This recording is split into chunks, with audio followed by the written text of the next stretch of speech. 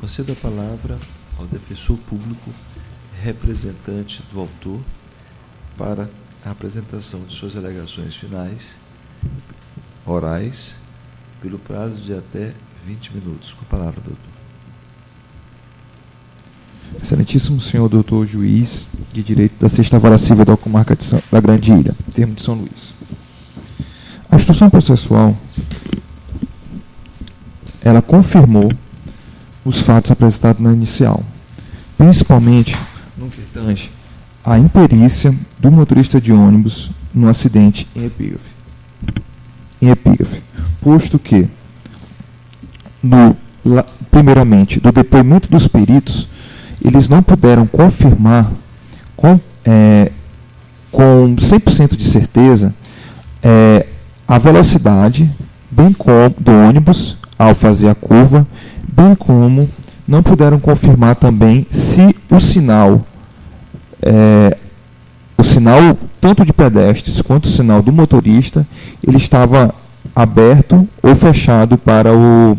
trânsito de veículos, bem como dos pedestres. Com relação também à posição onde o autor estava, o próprio laudo, no seu apêndice 6, no croquis, pelas imagens colocadas neste documento, percebe-se que a mancha de sangue ela está a apenas 40 centímetros da calçada, o que corrobora a tese autorial de que o autor, no momento do acidente, ele estava no ato de atravessar a pista de rolamento. Ele estava iniciando o ato de atravessar quando ele foi surpreendido pelo ônibus. A partir do depoimento da testemunha rolada pela parte autora, bem como do depoimento pessoal da parte autora, ficou comprovado que realmente ele estava no ato de atravessar, que ele estava iniciando o ato, tanto que ele ainda tentou, no depoimento da testemunha, ela afirma que ele ainda tentou voltar para a calçada para que não fosse pego pelo ônibus. No entanto, apenas o seu pé chegou a ser atropelado pelo ônibus. De igual modo, a testemunha, arrolada pela parte autora, ela confirmou que ela presenciou os fatos, que ela tinha uma visão direta do local do acidente, bem como confirmou que no momento do acidente não existia mais nenhum veículo atravessando a via no sentido da avenida principal, ou seja, a Avenida São Luís Rei de França, para a avenida secundária Arthur Carvalho, que não existia nenhum outro veículo fazendo aquela conversão, senão o veículo objeto de propriedade da requerida, o ônibus. Bem como ele confirmou ainda que o sinal da outra via já estava aberto, porque os veículos já estavam atravessando a avenida no sentido Arthur Carvalho para o outro lado do Jardim Eldorado, o que provavelmente há indícios fortes de que o sinal para o trânsito de veículos, no caso para o ônibus, estava amarelo ou vermelho. No caso, a testemunha informou que o sinal estaria provavelmente amarelo, tendo em vista que não existia outro veículo e o outro sinal já estava aberto. De igual modo, a testemunha confirmou tanto o depoimento da parte autora quanto os fatos alegados na inicial de que o veículo ônibus, quando fez a conversão, ele fez a conversão em uma alta velocidade, numa curva muito fechada, inclusive adentrando em parte da área de acesso ao posto de combustível, tendo em vista que a curva ali seria fechada, o que provavelmente certamente contribuiu para ocasionar o acidente em epígrafe, tendo em vista que o autor estava bem próximo da calçada e, tendo em vista a velocidade, a curva excessivamente fechada do ônibus, o pegou de surpresa e acabou por provocar o acidente. É importante citar, Excelência, que no caso concreto,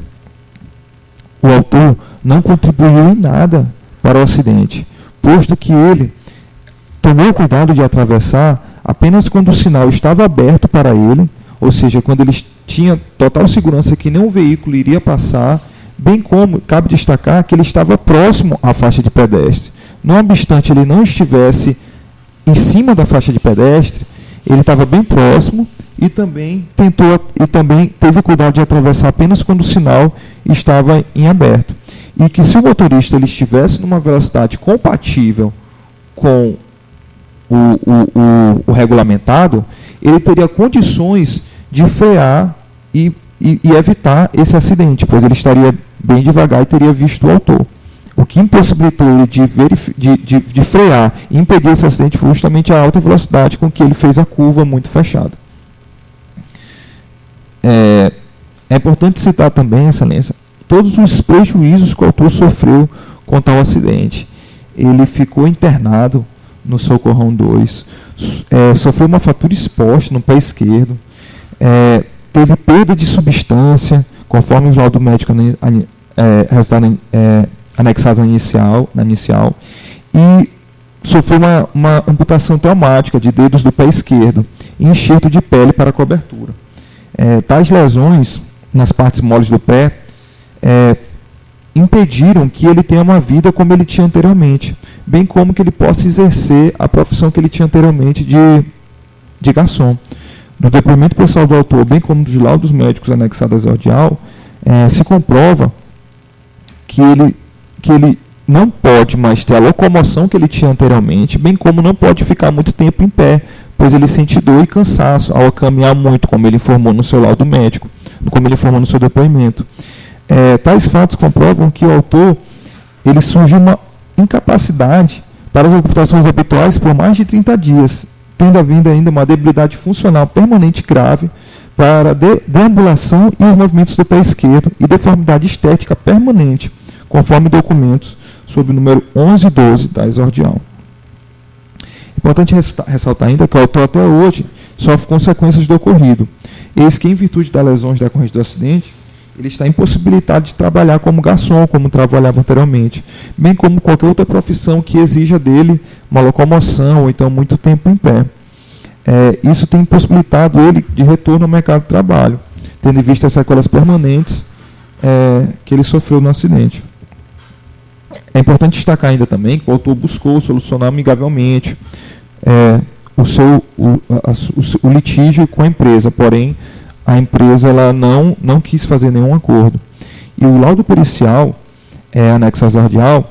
ele faz menção às manchas de sangue que atestam o local do atropelamento, bem como que esse local foi bem próximo à faixa, como eu disse anteriormente, apenas 40 centímetros da calçada, apenas 40 centímetros da calçada, o que corrobora a tese da inicial. Tendo em vista, a lei de apreço ela gira em torno do fato de que o autor foi vítima de um acidente ocasionado pelo motorista da empresa ré, que o atropelou causando lesão grave no pé esquerdo. E embora não tenha sofrido lesões vitais, o acidente foi causa de intenso desgaste e de sequelas permanentes. Até hoje vem sendo obrigado a fazer uso de muletas para que se possa locomover, conforme se pode atestar da própria audiência dos laudos. De tal infortúnio, certamente, comprometeu de forma inexorável e induvidosa a vida do autor, que deve ser material e moralmente ressarcido pelos prejuízos que sofreu, em razão do ato ilícito perpetrado pelo proposto requerida. Infelizmente, dos argumentos apresentados pela parte ré, de que a culpa pelo acidente foi exclusiva do autor, o que se vê aqui para um ato irresponsável de um profissional imperito, o motorista réu, que tinha pouco tempo de experiência como motorista de ônibus, bem como já se envolveu em outros acidentes de ônibus, inclusive narrado no seu depoimento pessoal, a vida de um homem foi gravemente prejudicada, no caso o autor, seja porque ele teve limitada consideravelmente sua liberdade de locomoção, pois hoje se locomove com a ajuda de uma bengala, seja porque perdeu sua profissão, qual seja garçom. Portanto, presentes os requisitos para a responsabilização dos réus, no caso concreto, qual seja a conduta culposa, imperícia, comprovada pelo depoimento do autor, depoimento das testemunhas, da testemunha ouvida no juízo, bem como dos documentos juntados aos autos, o dano, comprovado pelos laudos médicos juntados aos autos, e o nexo de causalidade, o ônibus atravessou num sinal vermelho e atropelou o autor próximo à calçada, quando ele estava atravessando a pista de rolamento, infere-se que é cabível a condenação da empresa requerida na presente ação. O dano moral consubstancia por todo o sofrimento suportado pelo autor, em razão de ter sido vítima de atropelamento, por ter sido submetida a tratamento hospitalar e por ter de conviver com seu corpo deformado por cicatrizes do acidente, além do sofrimento de perder a capacidade laboral, parte da sua capacidade laboral. Enfim, o dano moral decorreu de todo esse calvário vivenciado em razão do acidente de que foi vítima. Diante desses fatos, Excelência, reitera-se o termo da inicial e da réplica e requer a condenação da empresa requerida nos termos da inicial.